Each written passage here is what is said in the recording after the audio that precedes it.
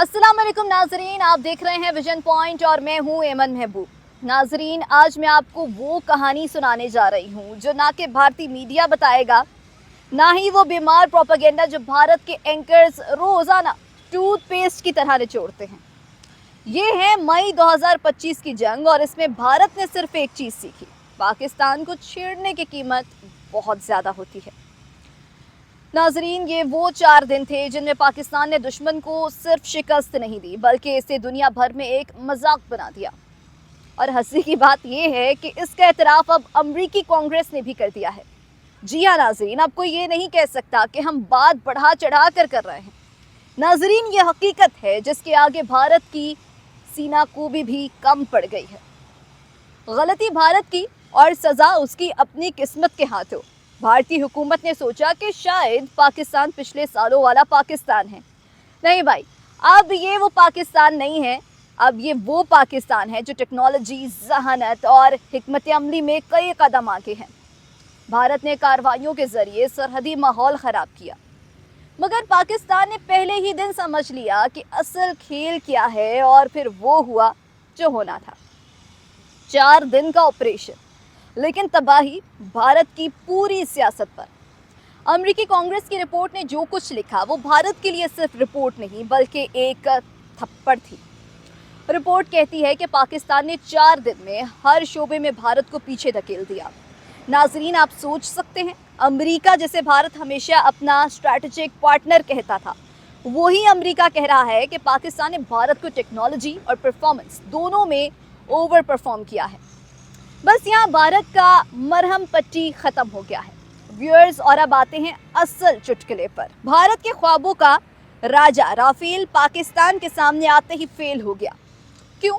क्योंकि पाकिस्तान ने चीनी J-10C और PL-15 मिसाइल का ऐसा इस्तेमाल किया कि भारतीय पायलट रेडियो पर सिर्फ एक लफ्ज चीख रहे थे, fox 3 incoming, break break break. लेकिन ब्रेक तो तब लगती है जब दुश्मन की टेक्नोलॉजी आपके लेवल की हो। लेकिन यहाँ तो भारत ने पहली बार जाना कि रिलायबल इंटेलिजेंस और नेटवर्क स्पीड क्या होती है, वॉरफेयर क्या होता है, HQ-9 डिफेंस सिस्टम क्या होता है। H-9Q डिफेंस सिस्टम ने भारतीय फजाइया को ऐसा रोक लिया जैसे स्कूल मास्टर बच्चों को।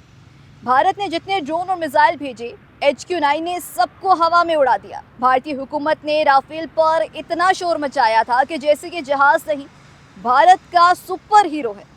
लेकिन नाजरीन, सुपर हीरो पाकिस्तानी मिसाइल के सामने आया तो उसे समझ आ गई कि फिल्मों वाला सीन से अलग ग्राउंड रियलिटी होता है। राफेल ने जो कारकर्दगी दिखाई उसे देखकर भारतीय पायलट्स भी सोचने लगे हैं कि सर, हमें वापस पुराना मिराज ही दे दें, कम अज़ कम एतबार तो है। चीन ने देखा कि पाकिस्तान के उनके हथियार को सिर्फ इस्तेमाल नहीं किया बल्कि मास्टर क्लास तरीके से चलाया है। इसके बाद जून 2025 में चीन ने पाकिस्तान को KJ-500, J-35 और मज़ीद दिफाई सिस्टम्स देने का भी ऐलान किया है। ये एक वाज़ेह इशारा था कि पाकिस्तान की दिफाई सलाहियतें आलमी सतह पर तस्लीम शुदा हैं। जी हाँ नाज़रीन, पाकिस्तान ने अपने दिफाई बजट में भी 20% इजाफा किया।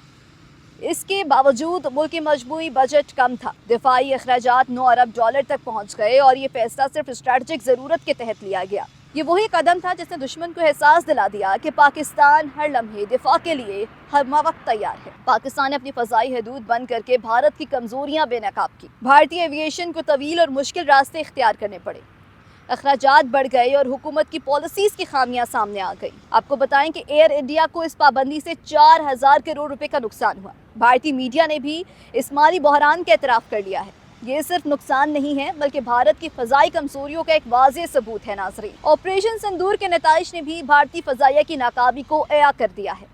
इसकी हिकमत अमली और पॉलिसी मुकम्मल तौर पर नाकाम हुई। ताख़ीर, गैर मामूली माली दबाव और मनसूबाबंदी की खामियां भारत की सियासी और अस्करी क़यादत को मुश्किल में डाल गई। भारत शदीद असाबी दबाव का शिकार हो गया।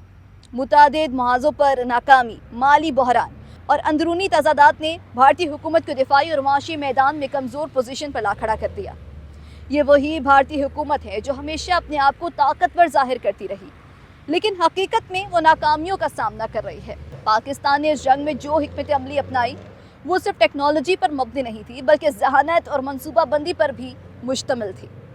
दुश्मन की कमजोरियों का फायदा उठाया गया और हर इकदाम को मंसूबाबंदी के मुताबिक अंजाम दिया गया। चीनी हथियारों की अफादियत को अमली तौर पर आजमाए जाने से पाकिस्तान की दिफाई सलाहियतों को नई बुलंदी मिली। नाज़रीन, PL-15, HQ-9 और J-10 ने न सिर्फ दुश्मन के तैयारों को नाकारा बनाया बल्कि दुश्मन की खुद एतमादी को भी तोड़ के रख दिया। ये वाज़ेह हो गया कि पाकिस्तान के दिफा सिर्फ मुल्की सरहदों तक महदूद नहीं बल्कि आलमी सतह पर भी काबिल एतमाद और मौसर है।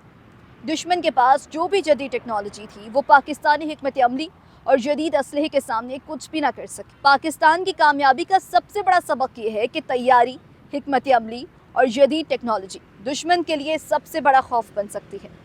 भारत जैसे मुल्क के लिए जो हमेशा अपने आप को ताकतवर दिखाने की कोशिश करता रहा, ये एक सख्त पैगाम था कि पाकिस्तान हर लम्हे दिफा के लिए तैयार है और हर जहरियत का जवाब देने की सलाहियत रखता है। ये जंग सिर्फ एक फौजी मुकाबला नहीं था बल्कि एक जहनी, इक्तसादी और स्ट्रेटजिक मार्का थी। दुश्मन की फ़ज़ाई कमज़ोरी, माली दबाव और अंदरूनी इंतशार ने पाकिस्तान की हिकमत अमली को और भी कामयाब बनाया। पाकिस्तान न सिर्फ अपनी दिफाई सलाहियतों पर फ़ख्र कर सकता है बल्कि ये भी देख सकता है कि आलमी सतह पर इसकी कदर और साख कितनी मजबूत हो गई है।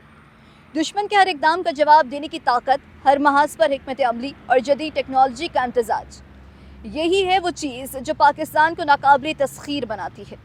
भारत की नाकामी और पाकिस्तान की बरतरी ने साबित कर दिया कि ताकत सिर्फ इसके पास नहीं जो शोर मचाता है बल्कि उसके पास है जो अक्ल, हिकमत अमली और जदीद टेक्नोलॉजी का इम्तजाज करता है।